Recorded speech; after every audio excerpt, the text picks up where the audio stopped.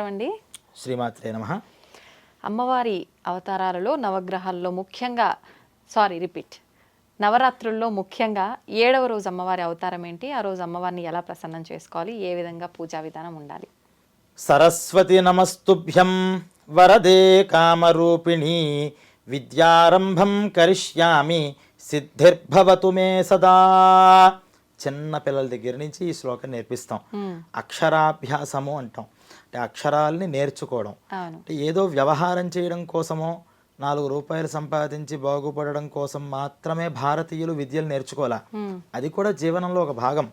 కానీ ముఖ్యంగా నేర్చుకున్నది జ్ఞానం కోసం. అక్షరాలే దేవతలుగా భావించారు. ఒక్కొక్క అక్షరంలోనూ అమ్మవారు ఒక్కొక్క రూపంగా ఉంది అన్నారు.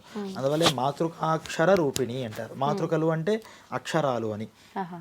ఇలా ఉన్నటువంటి అమ్మవారికి పేరు సరస్వతి, మహాసరస్వతి. అందువల్ల సాధారణంగా 7వ రోజు సప్తమి తిథి. ఆ సప్తమి తిథి రోజు కొంచెం ప్రతి సంవత్సరం అటు ఇటుగా మూలా నక్షత్రం వస్తూ ఉంటుంది. ఈ మూలా నక్షత్రాన్ని సరస్వతి ఆరాధనలో ప్రధానంగా సరస్వతీదేవిగా భావన చేస్తూ ఉంటారు. అలా భావన చేస్తూ 7వ రోజు తెల్లటి వస్త్రాలు ధరించి ఉన్నటువంటి అమ్మవారు. ఆవిడ్ని ఎందుకు అంటే విద్యారంభం కరిష్యామి వరదే కామరూపిణి. కామరూపిణి అనేటటువంటి మాటకు కూడా ఇటీవల కాలంలో ఆ మధ్యన చాలా కాంట్రవర్సీ జరిగింది. అర్థం కాక అంటే వాళ్ళకి సరైన అక్షరాభ్యాసం జరగలేదు. నిజంగా ఈ శ్లోకం చెప్పుకునే అక్షరాభ్యాసం కనుక చేసుంటే అక్షరాలలో ఉన్నటువంటి సౌందర్యాన్ని చూసేవారు తప్పితే దాంట్లో ఉన్నటువంటి ఒక దుష్ట కోణంలో చూస్తే మనం యద్భావం తద్భవతి అంటాం. మంచిగా చూస్తే మంచిగా కనిపిస్తుంది, చెడుగా చూస్తే చెడుగా కనిపిస్తుంది. అలా కామరూపిణి అనే మాటకి కామము అంటే కోరిక. ఏం కోరిక? ఎవరికి ఏది, ఇప్పుడు మీకు ఐస్ క్రీమ్ తినాలనిపిస్తే మీకు ఐస్ క్రీమ్ మీద కామము ఉంది అని. కామము అనే మాటకి అర్థం ఏంటంటే నేను ఇలా అనుకుంటున్నాను అంటాం కదా, వాటిని కామము అని పేరుతో పిలుస్తూ ఉంటారు. అలా ఈవిడేం చేస్తుందంటే కామరూపాన్ని పొందుతుంట. అంటే ఎవరు ఏ రూపంలో వాళ్ళని చూద్దాము అనుకుంటారో ఆ రూపంలో వాళ్ళకి దర్శనమిస్తూ ఉంటుంది అని ఒక అర్థం. ఇంకోటి, ఎవరు ఏ రూపంగా భావన చేస్తే ఆ రూపంగా వాళ్ళని అనుగ్రహిస్తూ ఉంటుంది అని. ఒకళ్ళు అక్షరాభ్యాసం చేసుకుని అప్పుడే స్కూల్కి వెళ్తాడు, అప్పుడే నోట్స్ ఇచ్చేస్తారా, కంప్యూటర్స్ ఇచ్చేస్తారా? పలకా బలపం ఇస్తారు కదా. అంటే పలకా బలపమే సరస్వతి అని అనుకుంటున్నటువంటి ఆ విద్యార్థికి పలకా బలప రూపంలో అక్షర జ్ఞానాన్ని ఇస్తోంది. తర్వాత పెన్సిల్తో రాసే స్టేజ్ వచ్చినప్పుడు అక్కడ అనుగ్రహం ఇస్తోంది. పిహెచ్డీలు అయిపోయిన తర్వాత కంప్యూటర్లోనే అన్ని ఆలోచిస్తున్నప్పుడు కంప్యూటర్ రూపంగా కూడా అనుగ్రహిస్తుందిట. ఆవిడకి ఒక రూపం లేదు కానీ అన్ని రూపాల్లోనూ ఉంది అని చెప్పడం కోసం కామరూపిణి. ఆవిడ ఏం చేస్తుందంటే వరదే, వరాల్ని ఇవ్వడానికి సిద్ధంగా ఉందిట. ఎటువంటి రూపమైనటువంటి వరాలు ఇస్తుంది అంటే బుద్ధిలో మనకు కావాల్సింది గ్రాస్పింగ్ కావాలి. ఫస్ట్ ఏ స్టూడెంట్ కన్నా నీకు ఏం కావాలంటే గ్రాస్పింగ్. చెప్పింది చెప్పినట్టు లోపలికి వినాలి, అతుక్కోవాలి, మైండ్కి వెళ్ళి. అతుక్కుంది బాగానే ఉంది కానీ అది వెంటనే మర్చిపోతాడు. షార్ట్ టైం మెమరీ, ఉపయోగం లేదు కదా. అంటే ధారణ చేయగలగాలి. గ్రాస్పింగ్ ఎంత ఫాస్ట్గా చేస్తాడో, నేను ఒక 10 సెంటెన్సెస్ చెప్పినా ఒక్కసారి చెప్పేస్తానంటాడు కానీ మళ్ళీ ఒక నిమిషం తర్వాత చెప్పమంటే ఏమీ ఉండదు. అది ఉపయోగం లేదు. గ్రాస్ప్ చేసిందంతా కూడా మెమరీలో ఉండాలి. ఆ మెమరీ పవర్ కూడా కావాలి.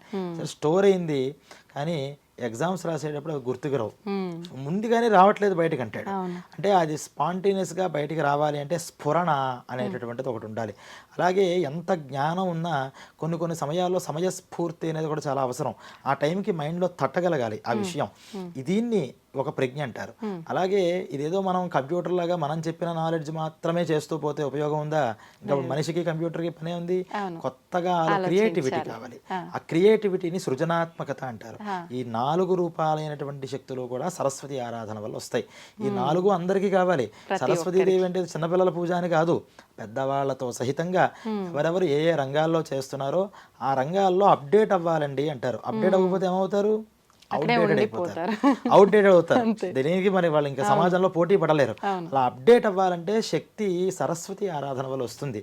ఆవిడే వాక్ శక్తి, వాగ్రూపంగా ఉంటుంది. అందువల్ల మాటలు, ప్రతి మాటలోనూ ఒక పవర్ ఉంటుంది. అందువల్ల కొన్ని మాటలకి మరి స్వతంత్ర సమరాలు లాంటి పెద్ద పెద్ద సమరాలు చేశారంటే ఒక మాటని పట్టుకుని వెళ్ళిపోయిన వాళ్ళు లేరా?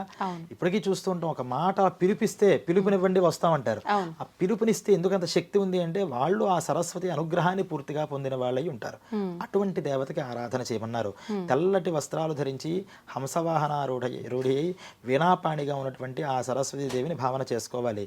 ఈ 7వ రోజు మూలా నక్షత్రంలో ఈ పిల్లలందరూ కూడా ఆ పుస్తకాలన్నింటినీ కూడా సరస్వతి దేవి దగ్గర పెట్టి అమ్మవారి అనుగ్రహాన్ని పొందడానికి పూజ చేస్తూ ఉంటారు, పుస్తక పూజ చేస్తూ ఉంటారు. అయితే ఇటీవల కాలంలో అక్షరాభ్యాసాలు కూడా చేసేస్తున్నారు అక్కడ. కానీ వాస్తవానికి మూలా నక్షత్రంలో అక్షరారంభం పనికిరాదు అన్నారు. సరస్వతిని పూజించాలని చెప్పారు తప్పితే అక్షర ఆరంభం అనేది ఈ మూలా నక్షత్రాల్లో పనికిరావు అని. కలియుగం కదా, ఏది చెప్తామో శాస్త్రానికి విరుద్ధమైన పనులు చేయిస్తూ ఉంటుంది. మరి అందరూ సరస్వతీదేవి చెప్పిన విధానంలో చేసుకుంటే జ్ఞానవంతులైపోతే కలికి ఉపయోగం ఉండదు.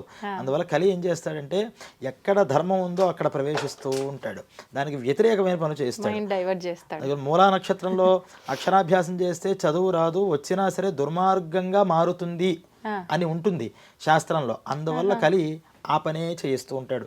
అనేక సార్లు అనేక మంది చెప్తున్నా ఎవరు వినట్లేదు. ప్రతి ఒక్కరు అమ్మవారు పుట్టిన నక్షత్రం అని రకరకాలు చేస్తున్నారు. కానీ పుట్టిన నక్షత్రము అని నేను ఎప్పుడు చెప్పారో శాస్త్రంలో ఆ పనిని అప్పుడు చేయాలి తప్పితే పుట్టిన నక్షత్రంలో చెయ్యమని శాస్త్రం చెప్తే చేయాలి. ఎందుకంటే అక్షరాభ్యాసం అనేది మనం సొంతంగా కనిపెట్టింది కాదుగా, శాస్త్ర మర్యాదను అనుసరించుకుంటూ చేసుకుంటున్నాం. అందువల్ల అదే శాస్త్రంలో ఎప్పుడు చేయాలి ఎప్పుడు చేయకూడదని చెప్పారు, అవి కూడా ఫాలో అవ్వాలి. లేకపోతే ఒక గుడ్డుని సగం పొదిగి సగం వదిలేస్తే ఎలాగైతే దేనికి పనికిరాదో శాస్త్రాలు కూడా పనికిరావు, మొత్తం ఫాలో అవ్వాలి. అలా ఈ సరస్వతీదేవిని ఆ రోజు అర్చన చేయాలట. సరస్వతీదేవికి తెలుపు వస్త్రం అనేటటువంటిది ఇష్టం కాబట్టి తెల్లటి వస్త్రాలని అమ్మవారికి సమర్పణ చేయడం. ఆసక్తిగా ఇప్పటిదాకా వండిన పదార్థాలన్నీ చెప్పాం, ఇవన్నీ లడ్డూలని ఇంకోటని. కానీ సరస్వతీదేవికి పచ్చి పదార్థాలు ఇష్టంట. పచ్చి పదార్థాలు అంటే ముడి సరుకుగా ఉన్నప్పుడే ఇష్టపడుతుంది ఆవిడ. అన్నీ అంటే మనిషి యొక్క నాలెడ్జ్ కూడా ఆవిడ ఇష్టపడే బాగా. మీరు మంచి టాలెంటెడ్ అయితే మిమ్మల్ని ఎలా అప్రోచ్ అవ్వాలి అని అందరూ కూడా ప్రయత్నం చేస్తూ ఉంటారు.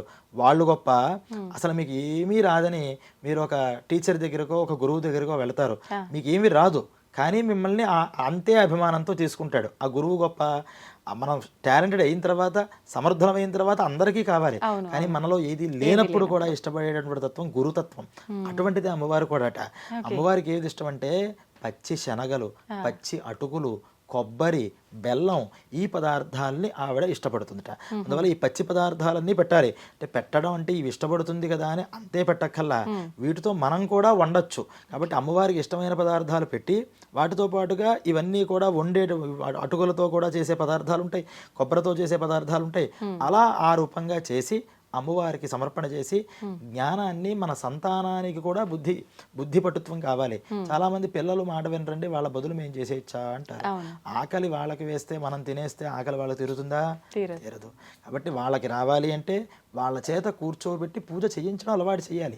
వాళ్ళు చేయకుండా మనమే చేద్దాం అంటే రేపు పొద్దున వాళ్ళు చేసే పరిస్థితికి దేవుడే లేడు అనేటటువంటి పరిస్థితికి వెళ్ళిపోతుంటారు. ఇది నేర్పించడం కోసమే ఈ 3 అంటే మూలా నక్షత్రం సప్తమి, అష్టమి, నవమి ఈ 3 రోజులు కూడా అనధ్యయనాలు అన్నారు, చదువులు లేవు అన్నారు, సెలవులు అన్నారు. ఈ 9 రోజులు సెలవులు ఇవ్వలేదు మనకి. పూర్వం నుంచి కూడా ఈ 3 రోజులు పిల్లలకి సెలవులు అన్నారు. సెలవు దినాలుగా అనధ్యయనము అంటారు వాటిని. ఎందుకు అంటే సరస్వతీదేవి నిద్రిస్తూ ఉంటుంది అని పుస్తకాలు పెట్టి అక్కడ నిద్రించి ఈ 3 రోజులు కూడా పండగ రోజులు కాబట్టి నువ్వు ప్రతి దాంట్లోనూ ఇన్వాల్వ్ అవుతూ ఉండు. ప్రతి పండగలోనూ అమ్మవారు చేసే ప్రతి పూజ. వాస్తవంగా మనం చూసుకుంటే దుర్గాష్టమి, మహర్నవమి, విజయదశమి ఎగమీదటే ఉన్నాయి. అవన్నీ కూడా పిల్లలు ఉండాలి అంటే పుస్తకాలు నువ్వు చదవాలి, ఎగ్జామ్స్ వస్తాయి, ఇంకోటి వస్తాయి మనం ప్రెషర్ పెడతావేమో అని శాస్త్రకారులు ఫస్ట్ లో ఆలోచించి పుస్తకాలకి సెలవా అన్నారు. మరి సెలవు దినాల్లో ఎవరైనా అక్షరాభ్యాసం చేసుకుంటారా? ఆదివారం రోజున వ్యాపారం ప్రారంభిస్తా అన్నట్టు ఎవడో ఒక ఆయన ఎలా ఉంటుంది, ఎవరు వస్తారు ఆ రోజు ప్రారంభిస్తే? అలా అనధ్యయనాల రోజుల్లో కూడా అక్షరాభ్యాసాలు చేయడం పనికిరాదు. ఆ రోజు అమ్మవారిని పుస్తక రూపంగా ఆల్రెడీ అక్షరాభ్యాసం అయిపోయి చదువుతున్న వాళ్ళు పుస్తకాల రూపంగా పెట్టి నమస్కారం చేసి ఇక మీదట పండుగల్లో ఉండాలి అని అన్ని శక్తులు ఇచ్చేటటువంటి దేవతగా మహాసరస్వతీ దేవిని అభివర్ణన చేశారు. ఓకే, అయితే దీని వెనకాల ఇంత ఆంతర్యం ఉందన్నమాట అమ్మవారి స్టోరీ వెనకాల. ప్రతి ఒక్కరు ఇప్పుడు మరి ఇలా అమ్మవారి నక్షత్రం అని చెప్పి ఫాలో అయ్యే వాళ్ళు ఫలితం పొందకపోవడమేనా, దోషం ఏమైనా వచ్చే అవకాశం ఉంటుందా? చెప్పాను కదండి, ఫలితం పొందకపోవడమే కాదు దోషమే వస్తుంది దానివల్ల. దోషమే వస్తుంది. ఎందుకంటే మూలా నక్షత్రము అంటే అధ్యయనాలకి పనికిరాదు. దాని మీద మనం సపరేట్ గా ఇంకో ఎపిసోడ్ కూడా చేయొచ్చు. ఆమె చాలా ప్రమాణాలు ఉన్నాయి, పూర్వం నుంచి లేవు. ఇటీవల కొన్ని ప్రదేశాలలో కొంతమంది ఏంటంటే కొంచెం వాళ్ళ గుళ్ళు డెవలప్ అవ్వాలనో స్థలాలు ఏదో చేస్తారు కదా కొంచెం దానికి. ఈ సమయంలో నవరాత్రులు అందరూ వస్తూ ఉంటారు కదా, అలా చేసేయండి అని చెప్పడంతో చివరికి ఏమైపోయిందంటే మరి బలంగా పడాలి కాబట్టి అమ్మవారి పుట్టినరోజు, అమ్మవారి పుట్టడం ఏంటి, ఆవిడ ఎప్పుడూ ఉంది, ఆవిడ దేవుడికి అందుకునే పుట్టినరోజులు ఉండవు. వినాయకుడు పుట్టాడు కానీ సరస్వతీదేవి పుట్టినట్టో లేకపోతే అన్నపూర్ణాదేవి పుట్టినట్టో ఎక్కడా కూడా ఉండవు. ఇవి స్వతసిద్ధంగా ఉన్నటువంటి శక్తి స్వరూపాలు, వాటికి పుట్టినరోజులు ఉండవు. ఇటువంటి రోజుల్లో చేయకూడని రోజుల్లో చేయడం వల్ల పిల్లలకి చదువులు రాని వాళ్ళు చాలా మంది ఇబ్బంది పడుతున్న వాళ్ళు ఉన్నారు. వాళ్ళకి ఎందుకు రావట్లేదని పిల్లల్ని తీసుకొస్తారు మా దగ్గరికి, చదువులు రావట్లేదండి పిల్లలకి అని. జాతకాలు చూస్తే అన్నీ బాగానే ఉంటాయి. అప్పుడు వాళ్ళన్నీ మేము మొత్తం అంతా బ్యాక్గ్రౌండ్ ఇప్పుడు ఏంటంటే ముహూర్తాలు జరిగాయి, ఎప్పుడు ఏ సమయంలో నువ్వు చేసుకున్నావు అన్నీ అడుగుతాం. అలా అడిగిన సమయంలో అక్షరాభ్యాసం ఎప్పుడు చేశారో ఆ డేట్ గుర్తుందా అంటే కొంచెం గుర్తుంచుకుంటారు, పలానా ఊర్లో పలానా దగ్గర చేసామండి.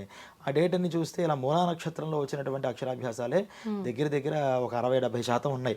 అంటే మూలా నక్షత్రంలో చేస్తున్న వాళ్ళకి సాధారణంగా చదువు అబ్బట్లేదు. ఒకవేళ అబ్బినా వాడు రూఢ్ అయిపోతున్నాడు బాగా. అంటే చదువు వస్తుంది తప్పితే సంస్కారం ఉండట్లేదు, ఒక మానసిక మృదుత్వం ఉండట్లేదు. అందువల్ల వద్దు అనే మనం పెద్దవాళ్ళు ఎవరు చెప్పినా వద్దనే చెప్తారు, మేము కూడా వద్దనే చెప్తున్నాం. అని చేసేవాళ్ళు చేస్తున్నారు తెలియక అని తెలుసుకోవడం అనేది చాలా మంచిది. ధన్యవాదాలండి.